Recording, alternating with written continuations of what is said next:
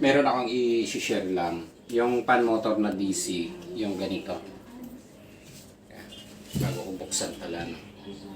So, kasi medyo mahal to, yung pan motor. Tapos yung kakabitan niya, isi-system reprocess pa natin. Ni-repair ko pa yung board.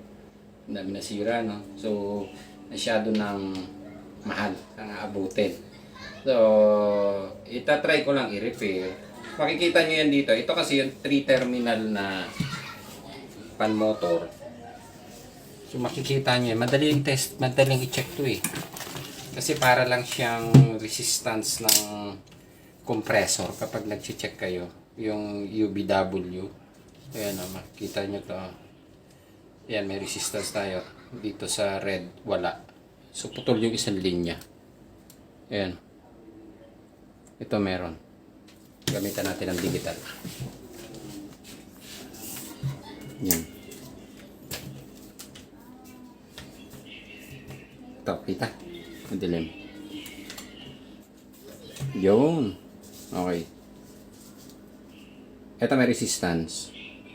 Yan, 48 ohms. So, dito wala. Yan. So, yung kulay red, putol. Kaya, ito pwede naman itong baklasin. Ingatan nyo na lang. Tulad nyan, may clip lang naman yan eh. Inaangat lang ng clutch screw. Dito. Sinusungkit. Tapos, bagyan pupukin. Yun o. So, natatanggal siya. Yan. Okay. Tapos,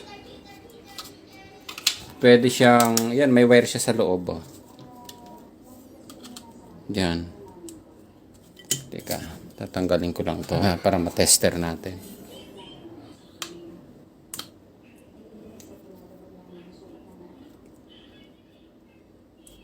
Yun. So, hinatak ko siya. Nakikita natin yan dito.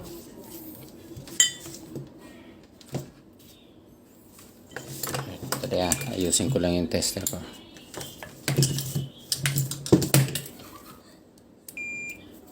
Ito yung kulay red oh. So dapat dito sa binalatan ko meron siya resistance. Ayan, naputol oh. Wala. Yun. Pero kapag ka dito, teka, balik tayo sa resistance ha. Ito, yung blue yung tinutukan ko. Tapos dito sa red.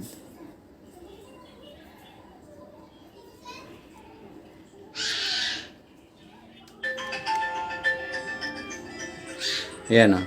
Meron siya, 47 ohms. Dito meron din. Yun. So, ang puto lang itong wire. Oh. Dito. Dali ah. Ayan. Okay. So, may tumawag. Sinagot lang namin. So, ito, hanapin nyo lang. Pwede naman yan eh. Katulad nito. Malamang ito, ang putol niyan.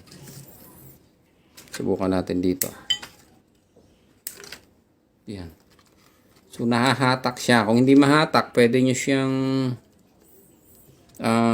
sungkitin, tusukin o butasin dito. Tapos lagyan nyo na lang ng glue. Ayan, subukan natin kung pwede. Kung nagkaroon na.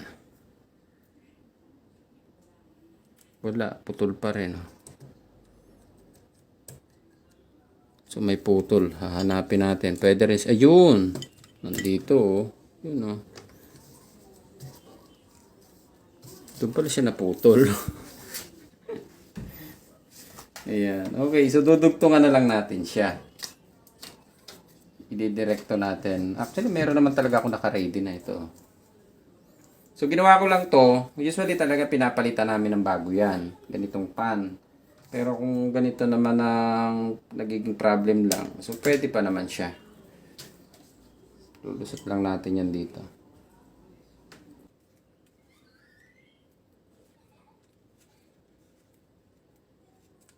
Pumasok na lahat.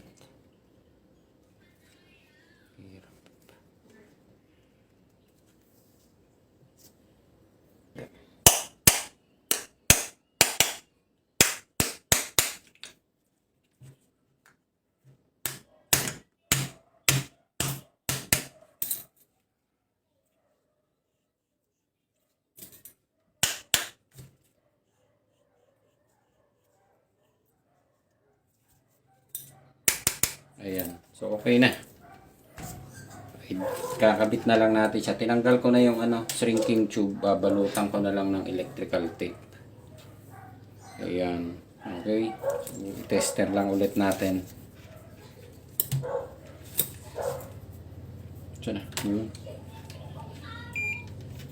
Ito yung kulay red. Yun.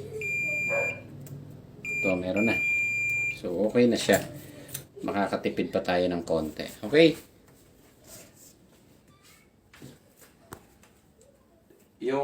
Ito pala, kaya nasisira yan. Minsan, alam niyo, nababasa. Tingnan niyo, kinakalawang yung ilalim. Yan o.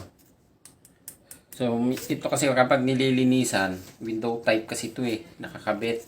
Kapag mga naglilinis minsan, hindi nila talaga binabaklas. Hindi nila napapansin na babasa dito. So, yun yung dahilan ng nagkakaroon siya ng corrosion dito. Madalas yan dito sa puno na ito napuputol.